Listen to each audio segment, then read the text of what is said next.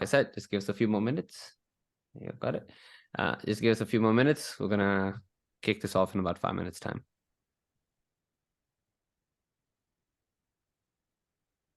Apologies.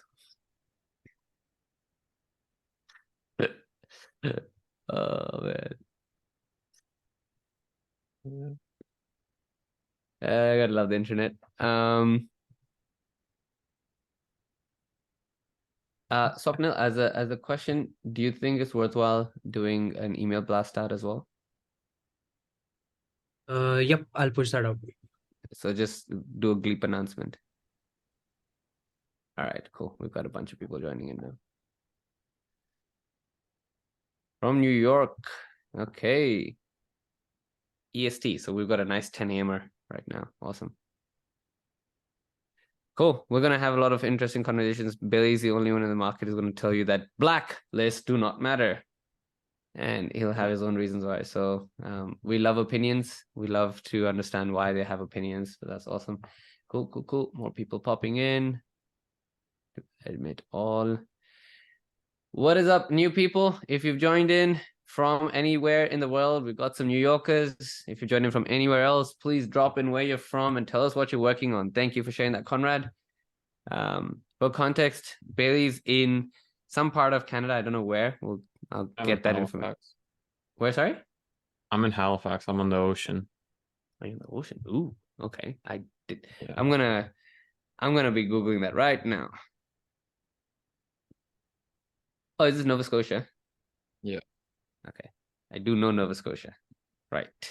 Nice. Okay, you're East Coast as well. Okay, cool. I'm calling in all the way from Sydney. Swapnil's all the way in India. So we've got a global audience right now. Sweet. 2-3 more minutes, everyone. We'll kick off. Don't worry. We'll kick off. What anyone that's joined, welcome on board. I would love a quick introduction on the chat, where you're from, what you're working on. Let's get the chat buzzing, because there's going to be a lot of interaction that we're going to be making on the chat. Today's call is going to be bang, bang, bang. Got some hot sauce, as someone said, coming in our way. Cool. UK, awesome. There you go. Namit, thank you for joining again. Always a consistent player. Appreciate it, my friend. So we will not allow note takers in. If anyone gets the note takers, we will not be allowing the note takers in JS, as a heads up for y'all. Why do you don't want to report it?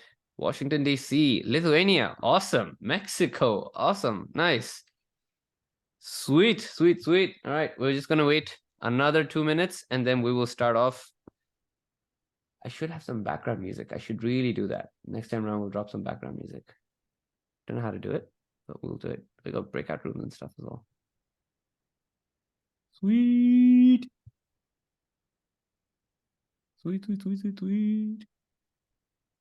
Houston, Texas, right in the middle.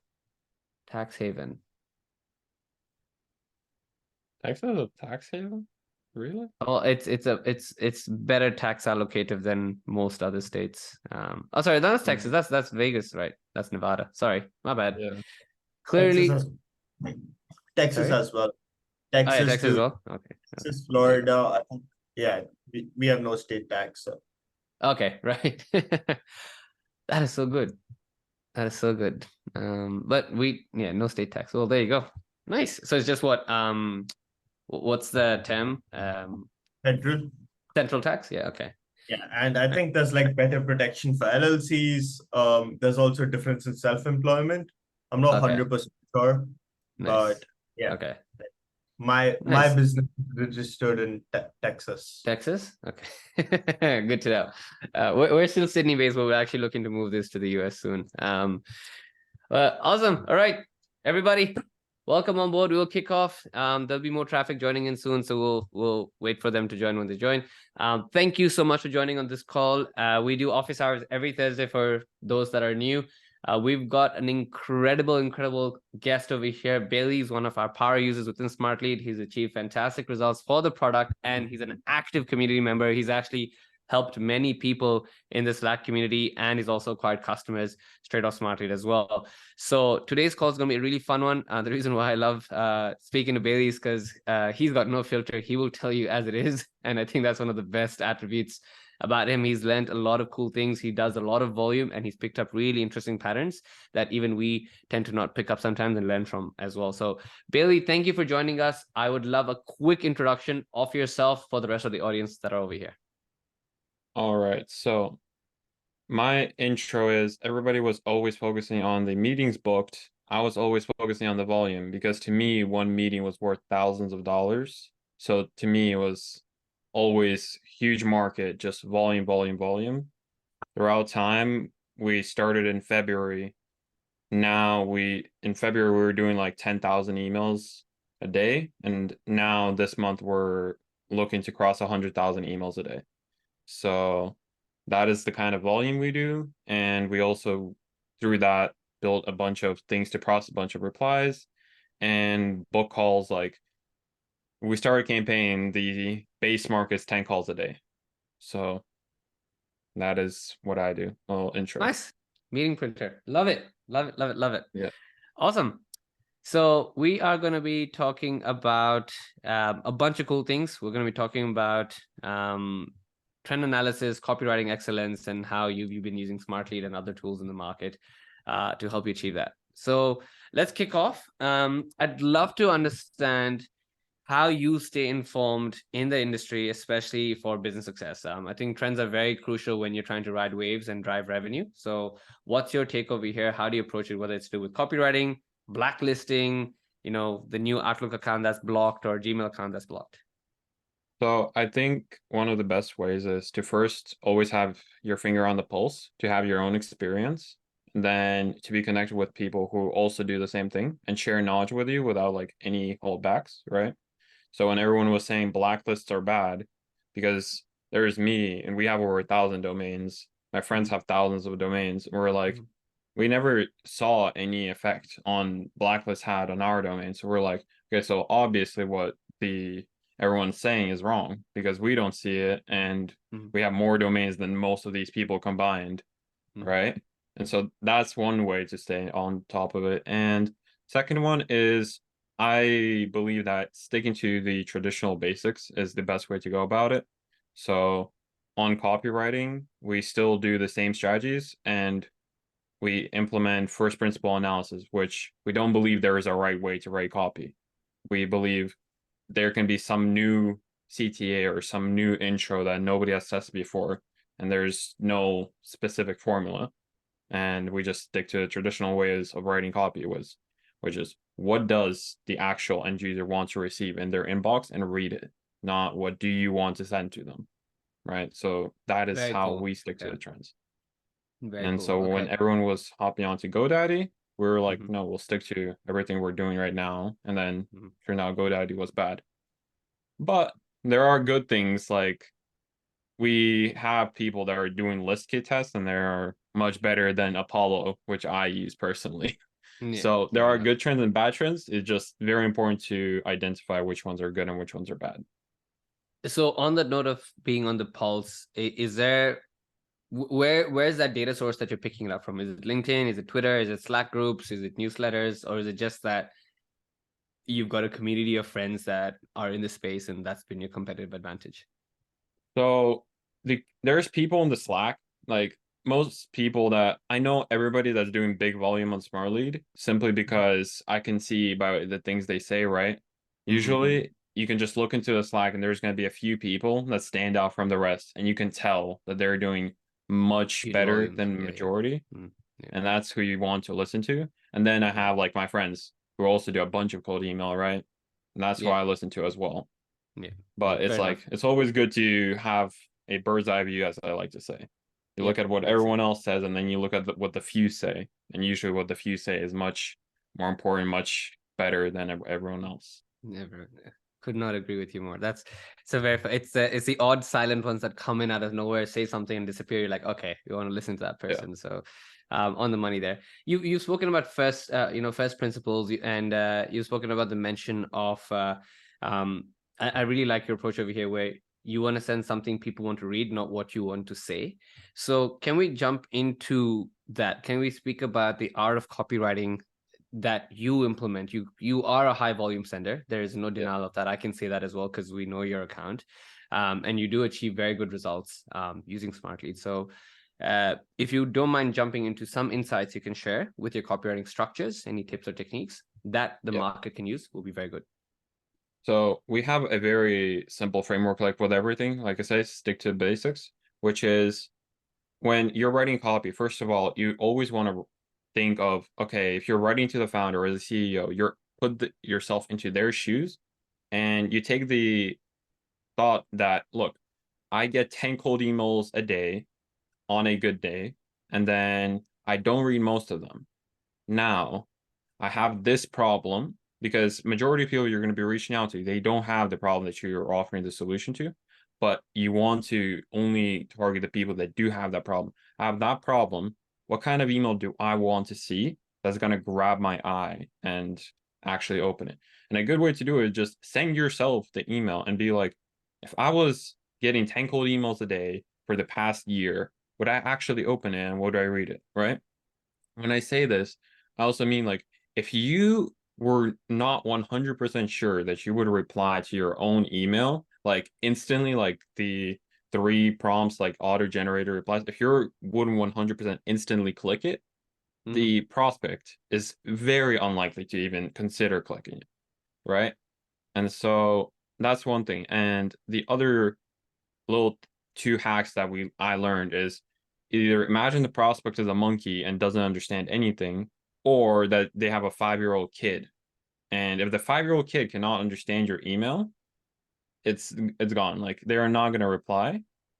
And the second life hack that I learned recently is read your email out loud. If you stutter even once, it is bad. So if you stutter once, completely rewrite it or fix the part you stutter on. It has to flow like a river. So those are my life hacks that I teach everyone copywriting, and they have been serving me very well. Nice. So there's beyond the patterns that you said you follow, is there any standardized framework that you see used? I know it's counterintuitive to what you said, is you don't follow formula because every email is specific to the lead that you're sending out messages to, right? So beyond the rather very utility-based approach that you've given me right now, which I think is gold in itself, is there a pattern that people can follow?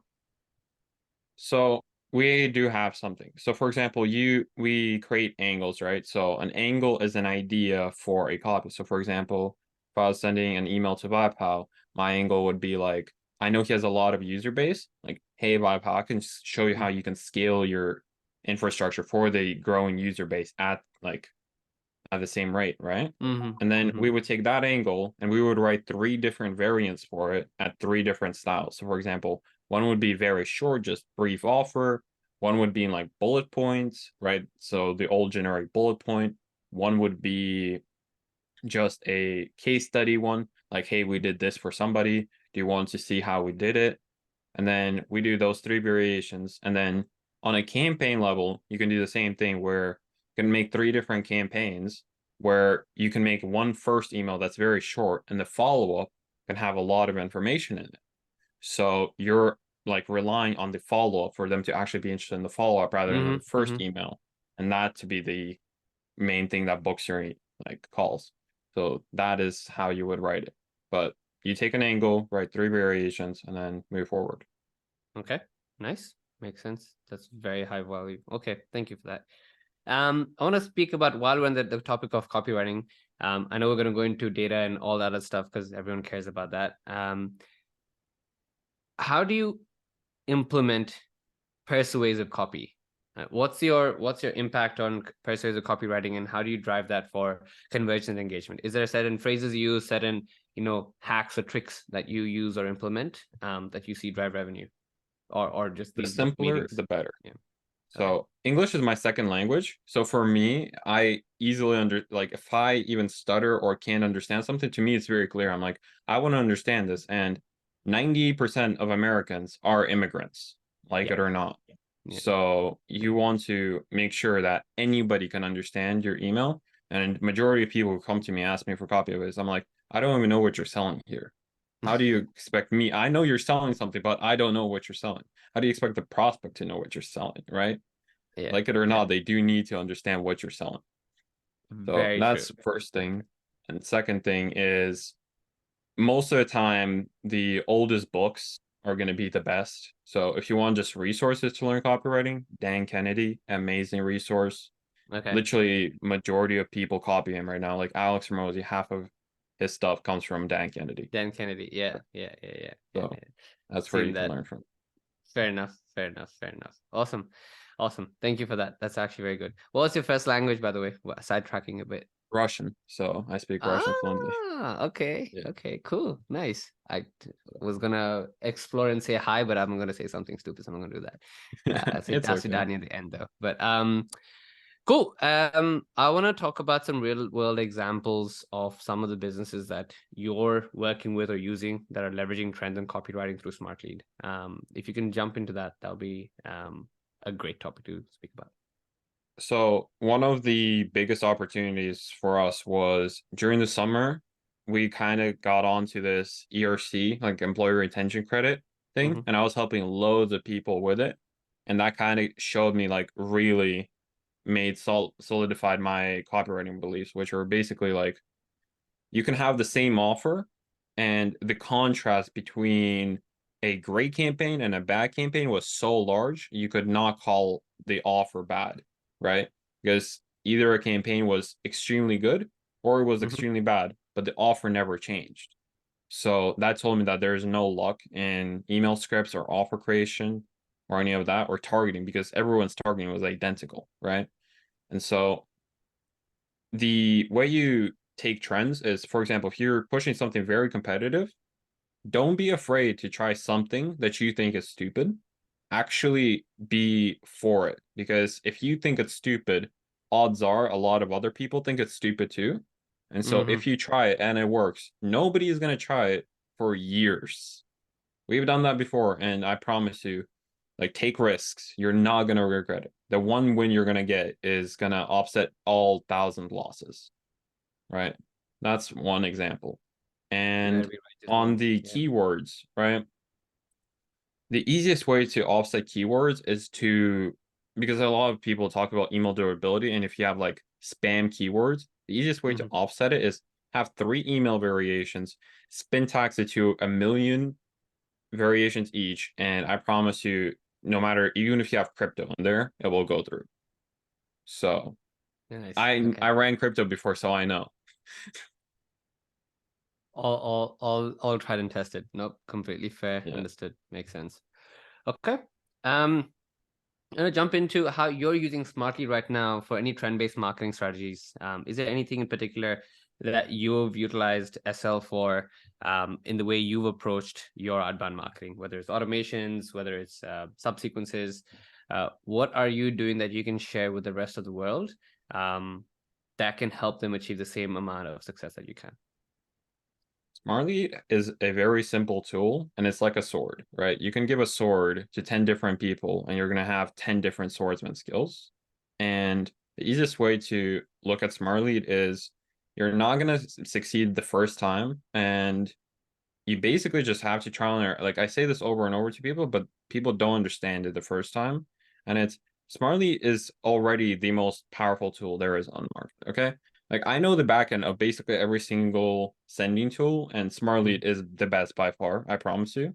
And they don't even tell me the backend, but I know it from experience. And the way you can succeed is very simple. You grab an offer and you don't switch that offer for 3 months, and you tell yourself, I'm gonna run 50 different angles for this. And then when you run those 50 different angles, you're gonna be amazed the difference between your first ever angle and your last angle, and the performance difference.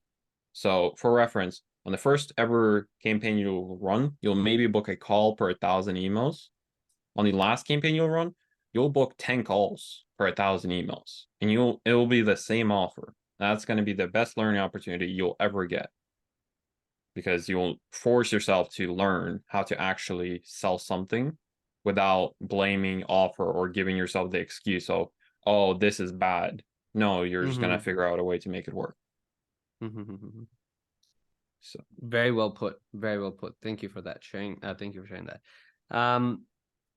In the journey of this call right now, we've spoken about creating copy. We've spoken about writing copywriting trends and your patterns and the way you follow through it. And clearly, offer structure and simple English is fundamental. So, could not be more aligned with you on that. One thing I want to jump into, maybe a bit of a side sweep compared to the predefined set of questions that we had, was your data sources. If you don't mind me asking, where exactly, or what is your prospecting process right now? If you're prospecting for a client, how exactly are you going about finding quality leads for your client? So there's multiple ways, right? Basically, if you're targeting a very specific niche where it's people that work with one-on-one, like consultants. Consultants is a very bad one because everyone does it. My best data source ever to date is not web scrapers. It is finding where consultants all list themselves one by one. And so that's like the best data source ever because nobody ever actually thinks to go and find some old forum with like 100 consultants. You'll send an email to emails that never got a cold email before, or maybe one or two. That's then. Now, here's where it gets tricky because a lot of people don't know how competitive their offer is, right? So the more competitive your offer is, the more important it is you use expensive data. So before, it was basically either you used Apollo or you used Crunchbase, and that was basically it. Crunchbase meant that you're selling something very high ticket, your market is less than 1,000 people, and you'll get reply rates of 30%. Apollo, you're selling a generic offer like Facebook ads, for example. Crunchbase, you would be selling a custom coded solution that only works on healthcare and on this subsection of healthcare, right? If you're selling any kind of development, you need like the best data. And then now we have ListKit, and here's the thing. I know a lot of people using ListKit, and on ListKit, like it is much easier to get results, right? On Apollo, you really need to know what you're doing. Like you can't just go and mess around. You need to know what you're doing from the first time. On ListKit, you can be a starter and you will still get results, right? Like there's no ListKit is like the iPhone. It's very hard to fuck it up. So it's very hard. Like Apollo, loads of ways, but like it's very hard with ListKit. Yeah, so it depends. And once again, it's on your budget. I'm gonna send that clip to Daniel and Andre after this. Like that's this gets the iPhone. Love it. Okay, so you still use some traditional mechanisms, but you also stick to a more out of mind based approach. Very quick question before we go into the last part. If you're trying to do work for a client that simply does not have the results that are show off worthy, but that's just where you are and that's how you're trying to help. Two questions. One, would you take this client, right? And two, if you do take this client, how would you spin their limited success in an outbound game? Okay, so to answer the question, I don't believe you need case studies to generate results. I think case studies are a very pretty cherry on top that will make your life 10 times easier. But Alex Hormozi is the prime example of he went into the internet guru market and he came out on top within 4 years from zero. So you don't need case studies. And then the second part is right now, to me, it's not worth taking on the clients that don't have case studies because to me, I look for an offer that's scalable like 5, 10x, and I take rev share on that and I just scale it as much as I can. So, but if you're just looking to take on as many clients as possible and that's your way of making money, if you don't have case studies, my best advice to you is like take a lot of showers, do a lot of relaxation, and have a notepad and write everything possible, like any idea, any way to spin it. The common, like I'll give you some ideas to start thinking is instead of mentioning the service, ask them if they have the problem, right? Ask them if they have the consequences of the problem. Then say, okay, do you want this solution that will help you achieve X result? Usually if you do this, you need a very good offer that's very rare, but I'm guessing you're talking about generic offer. And a generic offer, you're really looking for people that are just in a lot of pain, and that's where you need to start get a lot of volume. So if you don't have case studies, instantly ask them, do they have the problem? That's your first type of script you want to run. Second one is, do they even need the solution? And third one is, have they ever heard of the solution? So depending on how specific the problem is, a lot of times people have not even heard of the solution you're selling. So if they've never heard about it, you can get like a 30% reply rate on anything. And it's going to be a lot of opportunity there. Makes absolute sense. Awesome. Okay, thank you for that. Jumping into the last piece of the puzzle over here, you sort of gave the answer at the very beginning, but I want to jump into the bit further, which is I'd like to get a grasp on the key metrics you track for success in a copy-based marketing structure. I know you said revenue, but we'll jump towards that. Are there any predicative indicators that you look for when defining a successful campaign before just pure revenue, or are you just so built on that it's just revenue that matters for you? Yeah, so we go from like, a lot of people go from like open rate to reply rate to positive reply rate to book calls and everything. We go the other way around. We have this term we call ROEs, how much revenue on email sent. Okay. Then we go back to how many booked calls did we get? Okay. And then we go to how many leads did we generate? Then we go to how many replies did we get? And then we never track open rates, because tracking open rates is like looking at a progress bar. You can look as much as you want, but we'll never go faster. Okay. Makes sense. Okay, sweet. Is there any other practical advice you'd recommend for people when they're optimizing or looking for campaign performance? Is there some key indicators? I mean, maybe the way people are telling no, is there a certain pattern I need to look for in the responses that I'm getting that will help me get a clearer view of whether my offer is directed the right way? Or is there anything that you could share at the volume that you send that we can use? Yeah, so this is from yesterday. I was talking to this person that's doing cold email. They're not seeing a lot of success with it. They said one thing that kind of made me a little bit mad, which is, I don't understand why people are saying no. It's so stupid. I will make them more money.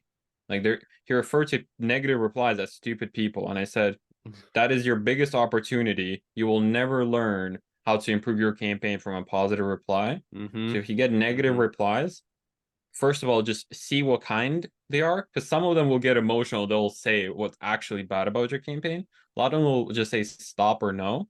So look at the emotional ones. And if you want like to go a little bit further in depth, you can even call them up and offer them like a Starbucks order in return for them giving you advice. Because one of the biggest successes on the campaign, and something I learned over a year ago, is you want to use the terminology that only they would know in their industry, right? Yeah. And the only way you can get it is by going on a call with them or doing a lot of research, usually talking to GPT and asking GPT to pretend as if it was your like ideal prospect and asking it to deliberately use those terms. So completely agree with you on that. Using their language is one of the easiest hacks to drive revenue. That's 100% winner. Okay. What we're going to do, everyone, is now open up the floor to the audience for questions that you will have. Raise your hand and Swapnil will spotlight you. You can unmute yourself and turn on your camera and drop in your question, and then Bailey will answer that for you. Sweet. Go for it, Namit. Bailey, quick question. So you mentioned sending like 100,000 emails a day, and obviously that's a nightmare for inbox management. How many people do you have? What do you use apart from AI auto categorization? Like, what's your inbox management process? So for me, it was actually kind of funny. I had that nightmare and I was like, how can I solve that? And I was like, I offer to work with clients for a little bit cheaper price, but I say, all I'll do, I'll send the emails, I'll teach you how to write copy, I'll tell you how to write the replies, I'll tell you how to handle everything. I'll just handle the email sending, and you will still get all the results, and it will be for a cheaper price, higher ROI. And you can take this in-house if you want to, right? So that's what kind of I did. However, if you want to scale the inbox managing team, my one advice is find a killer. Like you need one good guy, and then just find people that have nothing about inbox managing, and have this one good guy teach them all. Because if you find a bad inbox manager, trying to train them into a good one is going to be a nightmare. If you find someone that knows nothing and you have a killer train them into a good one, it's going to be all the difference. Like you're going to see much better results instantly. That makes sense. Yeah, thank you. I want to attest that as well, because Nick Abraham, who most of us know, a very popular cold emailer, he vouches by the same process, right? Is you have a very good CSM or someone who understands how to do inbox management. You just need one really good person, and they will just sort of train the rest of your audience or team to go ahead and do that for you and save you tons and tons of effort and energy and hours. Sweet. We've got a ton of questions in the chat. So what we do want to do is prioritize anyone who does have a live question. So you have another opportunity to drop your hand up. You can do that by, I don't know how there's a little option at the bottom right that will give you the option to raise your hand. Raise your hand and Swapnil will highlight you. But while you are doing that and we have people dropping that in, there's a bunch of questions that have come through. So Bailey, I'm just going to ask that to you very quickly. Yeah. One of the ones that just dropped in very early on by Aviv was, what's a not so common mistake you've seen agency do that slow them down in general? They think they already know it and they don't think they need to try new things. Like you always need to try new things. I promise you. Like there's a campaign there with a 70% positive reply and a 10% reply rate that's still trying to be improved upon. So if your campaign is worse than that and you're not improving your campaign, like there's something wrong. Okay, makes perfect sense. And with respect to any strategies you follow with unsubscribe links, do you implement them? What's your approach with a consent-based opt-out experience that you follow? If you're gonna put in an opt-out, make sure you just write it in text and say like, I'm not interested. Like reply not interested and I'll never send an email to you again. Or if you want to even go a step further, reply not interested and I'll remove your email from where I found it, which is the Apollo, which you can just submit a form and it's that much easier. Your reply rate will boost a lot. And because of that, like your non-deliverability is not going to go up too much, but it is going to offset the people that are marking you as spam. Yep. Beautiful hack. That's a great point. How do you go about lead quality and personalization in general without sacrificing volume? So I tried personalization myself. I actually spent $1,500 on it and I did not see an ROI. I basically saw everything that's promised. You will get more positive replies. You will get more replies in general. However, the amount of costs for the personalization, to me, there's not an ROI. So if you're going to do it, make sure you do it in a small market, not like mine, where to me, I need to send huge volume. If you have a small market, personalization is going to be great. Highly advised. However, big market, like you have to track your ROI. It's something very important as well. Like you have to look at how much am I spending and how much am I making. Makes sense. Okay. You spoke about two things that I want to jump into that have been raised as questions as well. How do you balance a high kind of spin tax without sounding, completely robotic, or how do you maintain quality at such high spin tax volumes? What software do you use? What mechanism do you follow? So I use a software called spin.me. The way you type it is sp1n.me. And it's a simple software, and I sit like for an hour straight writing on copy. The way you can offset it is using the strategy I said earlier. You can do very low spin tax as long as 3 variations. It does the same job, right? Because you're looking for higher replacement rate in spin tax, which a lot of people actually do the opposite of. They have a very low replacement rate. By doing those 3 variations, you're gonna get the same effect, but you're gonna have very clear copy. Okay, makes sense. Awesome. Thank you for that. The next golden question that was thrown through, right, which is you mentioned Listkit, you mentioned Apollo. Are there any other data sources that you're using to do such high volume and avoid ridiculously high data costs, or is data cost part of the experience that you have to pay for? Data cost is part of the experience, and I'll say this now. I basically went through every single provider possible, right? Clay now gives you the option to instantly try all the providers at once. Yeah. But when I was starting out, we didn't have Clay. We had to go and pay each one, and I still got Snowbio emails saying, "Hey, you want to subscribe?" Like, I promise you, Apollo is basically as good as everything else. And if you want expensive stuff, you either go to Crunchbase or Listkit. Like Apollo, Crunchbase, Listkit are now the gold standard. Everything else is like, Yep. You're just buying Fugazi. Fugazi. You know what that means? Yeah. Cool, got it. This is a common question that comes up with a lot of the calls that we do, because we all speak about just getting that positive reply. But what's your framework on how to actually handle the positive reply, the nurturing structure, the process to get into a book meeting? That honestly, like, I'm not the best person to ask them this because, like I said, I have not done the most inbox management myself. What we do is we get a positive reply within the first 5 minutes, if you can. Open up Clay, you can do a free trial account, then reorganize the enrichment to go Datagma, then People Data Labs, Namburi, and then Clay enrichment. Then enrich their LinkedIn URL to a phone number and call them up. The reason you do that order is because Datagma is the most expensive and it's also the best. I've tried it. Datagma always gets you valid ones. So if we can find it, that's good. And then it goes down, down, down. People Data Labs is also good. That's what we used before, but now we figured out a way to get it for free. So we just use Clay free trial accounts. Awesome. I love it. Cool. We've got 2 questions. I'm happy to repeat it, but they're sort of parallel. Do you use questionnaires to onboard your clients? That's the first question. And are you using Smartlead to white label and notify clients of positive responses, or do all the responses go into their inboxes directly?